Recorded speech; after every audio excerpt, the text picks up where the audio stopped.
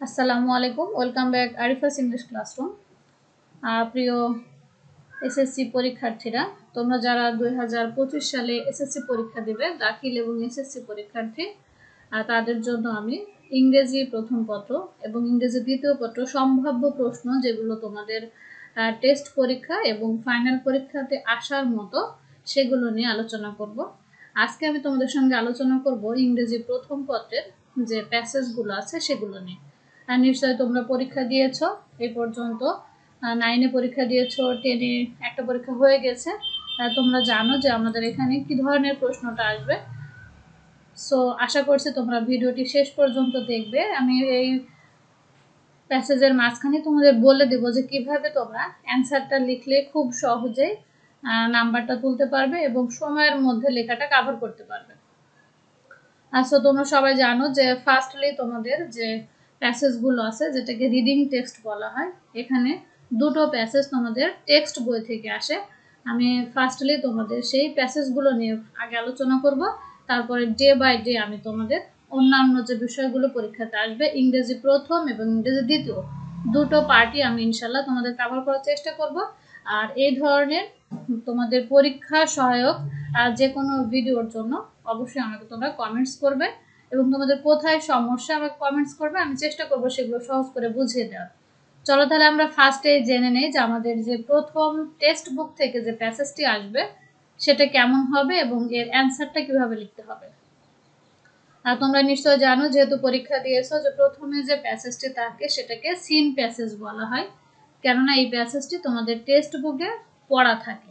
এখান থেকে তোমাকে ফার্স্টলি দুটো কোশ্চেন অ্যান্সার করতে হবে, সেটা হচ্ছে মাল্টিপল চয়েস কোশ্চেন এবং অ্যান্সারিং কোশ্চেন। এক নম্বরে যেটা থাকে সেটা হচ্ছে মাল্টিপল চয়েস কোশ্চেন, মানে 4টা অ্যান্সার তোমাকে দেওয়া থাকবে, সেখান থেকে তুমি সঠিকটা বেছে অ্যান্সার করবে, সেটা প্যাসেজ অনুযায়ী। এবং 2 নম্বরে থাকবে তোমার প্রশ্নের অ্যান্সার, প্যাসেজে তুমি কি পড়েছো তার উপরে ভিত্তি করে প্রশ্নের অ্যান্সারগুলো তুমি দিবে। সো দুটো কোশ্চেন 1 and 2 তোমার প্রথম প্যাসেজ থেকে তোমাকে অ্যান্সার করতে হবে। পরীক্ষার হলে বিশেষ করে যে কোনো পরীক্ষায় প্রশ্ন বুঝে অ্যান্সার দেওয়াটা মোস্ট ইম্পর্টেন্ট। তোমরা সবাই জানো, তোমাদের জানা থেকে কিন্তু আসলে বিষয়গুলোকে আরেকটু কেয়ারফুলি যেতে হবে, যেহেতু তোমরা ফাইনাল পরীক্ষার্থী। চলো তাহলে তোমাদের ইংরেজি টেক্সট বইয়ের প্রথমে যে সিন প্যাসেজগুলো আছে, গুরুত্বপূর্ণ সিন প্যাসেজ, তার ভিতরে ইম্পর্টেন্সগুলো নিয়ে আমি তোমাদের সঙ্গে আলোচনা করব। এর আগের ভিডিওতে আমি অন্যান্য ইউনিট অনুযায়ী দিয়েছি, বাট এখন শুধুমাত্র তোমাদের পরীক্ষায় যেগুলো আসার মতো সেগুলো আমি আলোচনা করব। প্রথমে আমরা 1 নাম্বার এবং 2 নাম্বার কোশ্চেনের প্যাসেজগুলো আলোচনা করব, তারপরে গ্র্যাজুয়ালি যেভাবে তোমাদের প্রশ্নপত্রে আছে সেভাবে আমি তোমাদের ডে বাই ডে ভিডিওগুলো আপলোড করতে থাকবো ইনশাআল্লাহ। আর প্রথমে আমরা আজকে আলোচনা করব আমাদের ইউনিট 2 এর লেসন 2 এর রিডিং রিয়েলি হেল্পস। এই অ্যাক্টিভিটির একটি টেক্সট ছিল, সেটা হলো বি সেকশনে। এই টেক্সটে আমরা পড়ব, এখান থেকে তোমাদের 1 নাম্বার এবং 2 নাম্বার প্রশ্নের অ্যান্সার আসবে যদি এই প্যাসেজটি তোমাদের পরীক্ষায় এসে থাকে। যেহেতু এটা সাজেশন সম্ভাব্য প্যাসেজ, তোমরা খুব ভালো করে এই প্যাসেজগুলো বাংলা যদি আয়ত্ত করতে পারো তাহলে তোমাদের মাল্টিপল চয়েস কোশ্চেন বলো আর অ্যান্সারিং কোশ্চেন বলো, অথবা 3 নাম্বারে যে তোমাদের গ্যাপ ফিলিং থাকে, যেটাই বলো না কেন তোমরা কিন্তু সুন্দর করে অ্যান্সার দিতে পারবে। সো তাহলে ফার্স্টে আমরা সুন্দর করে আগে বাংলা করে প্যাসেজটি পড়ব। চলো তাহলে আমরা দেখে নেই যে এখানে কোন বিষয়ে প্যাসেজ আছে। Read the text published in a newspaper in 2012. 2012 সালে নিউজপেপারে প্রকাশিত টেক্সটটি পড়ো and answer the question that follow. এটা তোমাদের মূল বইতে টেক্সট, তোমাদের যেটা থাকবে সেটা হচ্ছে। সো তাহলে তোমাদের এই প্যাসেজ থেকে দুটো কোশ্চেন অ্যান্সার করবে, তোমাদের প্রশ্নপত্র উল্লেখ থাকবে read the passage answering question 1 and 2। এটা যেহেতু মূল বই থেকে করাচ্ছে, এটা আমরা বি সেকশনে দেখলাম, কিন্তু তোমাদের পরীক্ষার জন্য থাকবে দুটো কোশ্চেন 1 and 2। নেক্সট দেখো, মাইকেল ফেলপস, হুসাইন বোল্ট আর great, but who is better? Michael Phelps এবং হুসাইন বোল্ট দুজনেই ভালো, বাট তাদের মধ্যে অপেক্ষাকৃত ভালো কে? গ্রেট মানে সেরা বা ভালো, আর বেটার মানে সবচাইতে, মানে তার চেয়ে ভালো কে? With the curtains closing on the 2012 London Olympics, 2012 সালে লন্ডন অলিম্পিক্সের পর্দা নামার সাথে সাথে কার্টেন্স মানে হচ্ছে পর্দা। It's impossible not to look back and reflect on the greatest performances by Olympic athletes. Olympic অ্যাথলেটসের সবচেয়ে ভালো নৈপুণ্য দেখানো প্লেয়ার অ্যাথলেটস মানে তোমার খেলোয়াড়, আর খেলোয়াড়দের সম্পর্কে তাদের পিছনে ফিরে দেখাটা এবং তাদেরকে গুরুত্বপূর্ণ সহকারে বা তাদের বিষয়ে চিন্তা করাটা অসম্ভব কিছু নয়। এখানে গ্রেটেস্ট মানে সেরা, পারফরমেন্স মানে কোনো কাজে খুব ভালো করে দক্ষতা দেখানো, রিফ্লেক্ট মানে গভীরভাবে চিন্তা করা, ইম্পসিবল মানে অসম্ভব। The Olympics have many memorable moments and athletes will remember by name alone. অলিম্পিক্সে অনেক গুরুত্বপূর্ণ বা স্মরণীয় মুহূর্ত আছে এবং খেলোয়াড়রা আছে যাদের শুধু আমরা নাম জেনে বা নাম অনুযায়ী স্মরণ করতে পারি বা মনে রাখতে পারি। মোমেন্টস মানে মুহূর্ত, মেমোরেবল মানে স্মরণীয়। The list is quite big, আর এই তালিকাটি হবে অনেক বড়। কোয়াইট বিগ মানে অনেক বড়।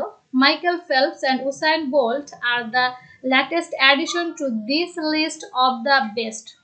আর সেরাদের মধ্যে এই তালিকায় যুক্ত হয়েছে মাইকেল ফেলপস এবং উসাইন বোল্ট সবচেয়ে শেষে বা ল্যাটেস্ট, সাম্প্রতিক। ল্যাটেস্ট মানে হচ্ছে সর্বশেষ, আপডেট অনুযায়ী, অ্যাডিশন মানে সংযোজন করা, আর লিস্ট মানে হচ্ছে তালিকা, বেস্ট মানে সেরাদের মধ্যে। আমি তোমাদের প্রত্যেকটি ওয়ার্ড বাই ওয়ার্ডের বাংলা করে পড়িয়ে দিচ্ছি, কেননা তোমরা যদি প্যাসেজটা সুন্দর করে পড়তে পারো বাংলা অর্থ অনুযায়ী তোমাদের এখান থেকে যে কোনো প্রশ্নের অ্যান্সার তুমি সাজিয়ে লিখতে পারবে। সো আশা করছি তোমরা খুব মনোযোগ দিয়ে ফার্স্ট প্যাসেজটা সুন্দর করে পড়ে নেবে। They made London Olympics stand apart. তারা লন্ডন অলিম্পিক্সকে স্বতন্ত্র বৈশিষ্ট্য দান করেছিল। স্ট্যান্ড অ্যাপার্ট মানে হচ্ছে স্বতন্ত্র। If there is any question like this, এখানে যদি এই ধরনের কোনো প্রশ্ন থাকে, what is the stand out performance of London 2012, 2012 সালে অসাধারণ নৈপুণ্য ছিল কি? স্ট্যান্ড আউট মানে অসাধারণ, আর পারফরমেন্স মানে আগেই বলে দিয়েছি নৈপুণ্য। পারহ্যাপস দ্য অ্যান্সার ইজ, সম্ভবত অ্যান্সারটি বা উত্তরটি হবে the London games gave us Michael Phelps versus Usain Bolt. লন্ডনে যে খেলাটি হয়েছিল এই খেলাটি মাইকেল ফেলপস বনাম উসাইন বোল্টকে উপহার দিয়েছিল বা তাদেরকে আমরা পেয়েছিলাম। The first one is an already decorated Olympian. প্রথম জন ইতোমধ্যেই অলিম্পিকের পদকপ্রাপ্ত খেলোয়াড়। অলরেডি মানে ইতোমধ্যে, আর ডেকোরেটেড মানে হচ্ছে পদকপ্রাপ্ত। Who put the finishing touches on his great athletic careers. যে তার অ্যাথলেটিক মানে খেলার জীবনে বা ক্যারিয়ারে গ্রেট মহৎ খেলার জীবনে জবনিকা বা শেষ বা ইতি টেনেছিলেন মানে তিনি হচ্ছে এখানে খেলাটা শেষ করে দিয়েছিলেন। And another came up with a new definition of fast. এবং আরও একজন যিনি এসেছিলেন তিনি দ্রুততার ক্ষেত্রে একটা নতুন সংজ্ঞা নিয়ে এসেছিলেন। তার ডেফিনেশন মানে সংজ্ঞা, ফাস্ট মানে দ্রুততা। Two of the most popular Olympic sports, Olympic খেলার মধ্যে সবচেয়ে দুটো গুরুত্বপূর্ণ বা জনপ্রিয় খেলা হচ্ছে, পপুলার মানে জনপ্রিয়, স্প্রিন্টিং অ্যান্ড সুইমিং, দৌড় এবং সাঁতার। saw their two biggest stars captivating audiences. আর এই দুজন স্টার বা তারকাদেরকে, সবচেয়ে বিখ্যাত তারকাদের দেখিয়েছিলেন তাদের যে মন্ত্রমুগ্ধের মতো দর্শকদেরকে, মানে তারা যে মন্ত্রমুগ্ধ করেছিল দর্শকদের তাদের পারফরমেন্স অনুযায়ী, সেটা দর্শকরা উপভোগ করেছিলেন। ক্যাপটিভেটিং মানে মন্ত্রমুগ্ধ। They also dominated the 2008 Beijing Games. তারা 2008 সালে বেইজিং গেমসেও কিন্তু প্রাধান্য বিস্তার করেছিলেন। ডোমিনেটেড মানে প্রাধান্য বিস্তার করা। But Phelps and Bolt cemented their legacies in London. কিন্তু ফেলপস এবং বোল্ট মূলত তাদের অবস্থানটাকে মজবুত করেছিলেন লন্ডনের খেলায়। সিমেন্টেড মানে প্রতিষ্ঠা করা বা কোনো কিছু মজবুত করা, আর লিগেসিজ মানে হচ্ছে তাদের অবস্থান। Phelps, the American swimmer. Phelps হচ্ছে একজন আমেরিকার সাঁতারু। First gymnast Larisa Latynina for the most Olympic medals ever. যিনি ল্যারিসা ল্যাটিনিয়া নামক একজন শরীরচর্চাবিদ, যখন পর্যন্ত তার অলিম্পিকে অনেক পদক রয়েছে, তাকে তিনি অতিক্রম করেছিলেন। পাস্ট করেছিলেন মানে অতিক্রম করেছিলেন।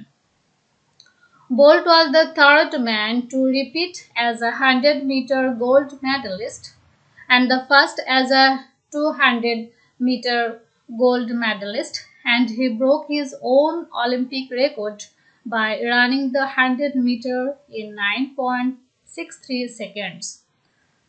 আর বোল্ট ছিলেন তৃতীয় ব্যক্তি হিসেবে পুনরায় 100 মিটার দৌড়ে স্বর্ণ পদক বিজয়ী। তাহলে তৃতীয় ব্যক্তি হিসেবে ছিলেন 100 মিটার দৌড়ে, এবং প্রথম ব্যক্তি হিসেবে ছিলেন 200 মিটার দৌড়ে, এটা গোল্ড মানে স্বর্ণ পদক প্রাপ্ত, এবং তিনি তার নিজের রেকর্ডই ভেঙেছিলেন এই দৌড়ের ক্ষেত্রে 100 মিটার দৌড়ে 9.63 সেকেন্ডে। Once Phelps and Bolt were back in their pool and track, the storyline changed. একসময় ফেলপস এবং বোল্ট তাদের দৌড় এবং সাঁতারে ফিরে আসেন, এবং তখনই কিন্তু সেই গল্পের লাইনটি অন্যদিকে মোড় নেয়, চেঞ্জড হয়ে যায়। সেখানে আমরা দুজন ব্যক্তির বিখ্যাত অলিম্পিক খেলোয়াড়ের জীবনী পড়ছি। আশা করছি তোমরা বুঝতে পারছো। Phelps is the most decorated Olympian ever. R Phelps হচ্ছে এখনো মানে সে সর্বোচ্চ স্বর্ণপদক বা পদক প্রাপ্ত একজন খেলোয়াড়। With 22 overall medals, তার সর্বোপরি 22টি পদক আছে, 18 গোল্ড, 2 সিলভার and 2 ব্রোঞ্জ। তার মাঝে 18টি স্বর্ণ, 2টি রৌপ্য এবং 2টি ব্রোঞ্জ। এই যে লাইন বাই লাইন তোমরা এভাবে বাংলা করে পড়লে এখান থেকে তোমাদের চুজ দ্য বেস্ট অ্যান্সার বলো, অ্যান্সারিং কোয়েশ্চেন বলো, যেইটাই দিক না কেন ভালো করে কিন্তু তোমরা পারবে। এই জন্য তোমাদের পরীক্ষাতে বিশেষ করে ভালো করার জন্য প্যাসেজের বাংলা করে পড়ার কোনো কিন্তু বিকল্প নেই, অবশ্যই তোমাদের পড়তে হবে। Bolt is the most accomplished Olympic sprinter. আর বোল্ট ছিলেন একজন বিখ্যাত দক্ষ অলিম্পিক দৌড়বিদ। অ্যাকমপ্লিশড মানে দক্ষ, আর স্প্রিন্টার মানে দৌড়বিদ। With the unprecedented double, unprecedented মানে নজিরবিহীন তিনি দৌড়াতে পারতেন। মেকিং ক্লিয়ার দ্যাট, তিনি এটাকে পরিষ্কার করেছিলেন যে he is the fastest man in the world, তিনি হচ্ছেন পৃথিবীর সবচাইতে দ্রুততম মানব, এটা তিনি প্রমাণ করেছিলেন।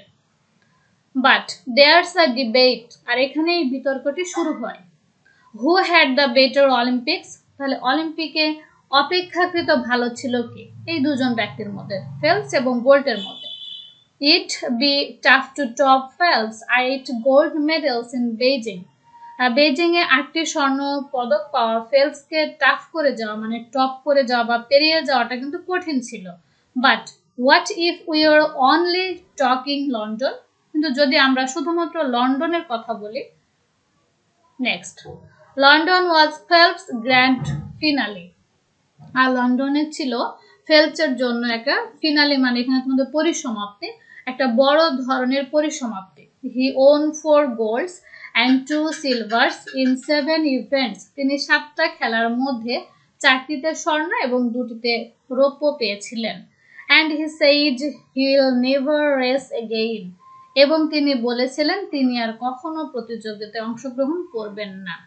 সো এখানে তিনি কি করেছিলেন, ইতি টেনেছিলেন, যেটা আমরা প্যাসেজের মাঝে দেখে এসেছি যে লন্ডন খেলার পরে তিনি তার ক্যারিয়ার জীবনে শেষ করেছিলেন। London was Bolt's chance to prove he is still the greatest. আর এই লন্ডনের খেলাটা ছিল একটা সুযোগ বোল্টের জন্য যে তিনি এখনো সবচাইতে সেরা, এটা প্রমাণ করার। Bolt won 6 gold medals in 6 Olympic finals, 6টা ফাইনাল অলিম্পিক্সে গোল্ড মেডেল পেয়েছিলেন বোল্ট 6টাতে। He is the first man ever in the history of the modern games to sweep the 100 and 200 in back-to-back Olympics.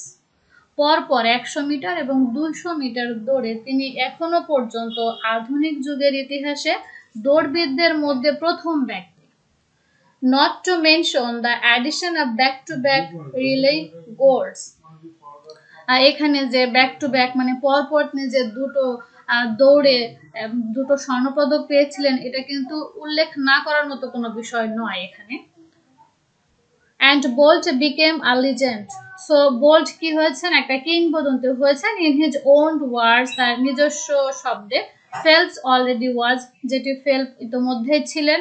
Bolt is just 25 years old. Bolt মাত্র 25 বছর বয়সী।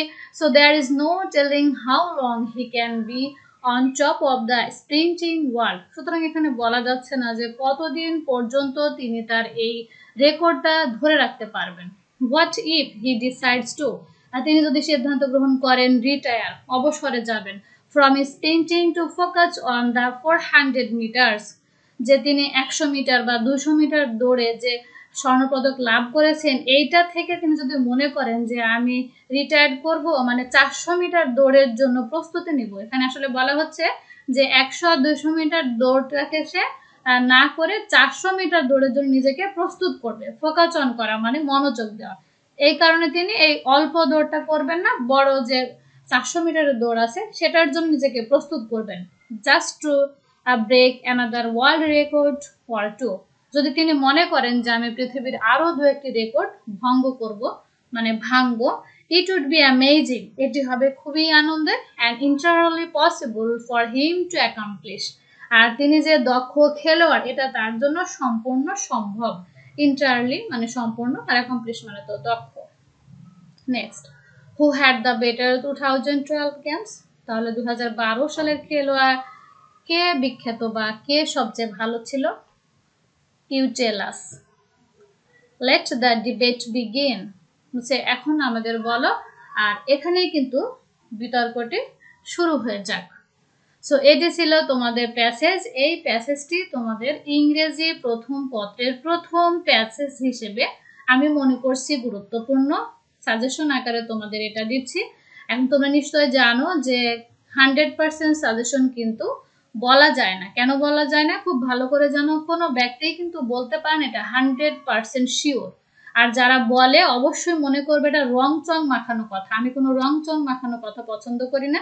কেননা তোমরা এই প্যাসেজটি পড়বে, খুব বাংলা করে সুন্দর করে রিডিং পড়বে, শব্দগুলো বুঝে বুঝে পড়বে, তাহলে তোমার প্যাসেজ আকারে যেখানেই আসুক, 1 নাম্বার প্যাসেজ হিসেবেই আসুক আর 2 নাম্বার প্যাসেজ হিসেবেই আসুক, তুমি তোমার মতো করে প্রশ্নের অ্যান্সারটা কিন্তু দিতে পারবে। সো আমি তোমাদের রেগুলারিটি মেনটেন করে ইংরেজি প্রথম এবং দ্বিতীয় পত্রে 2025 সালে পরীক্ষায় আসার মতো সম্ভাব্য প্রতিটি কোশ্চেন নিয়ে পুঙ্খানুপুঙ্খ আলোচনা করব। তোমরা যারা এই ধরনের ভিডিও পেতে চাও অবশ্যই কমেন্টস করবে, এবং তোমাদের বেসিক্যালি কোন টপিকগুলো লিখতে অসুবিধা বা বুঝতে পারছো না এই বিষয়গুলো আমাকে জানাবে। আমি তোমাদের সে অনুযায়ী কিছু সাজেশন দেওয়ার চেষ্টা করব। সো আজকে এখানেই শেষ করছি। সবাই ভালো থাকবে, সুস্থ থাকবে এই আশা ব্যক্ত করছি। আসসালামু আলাইকুম।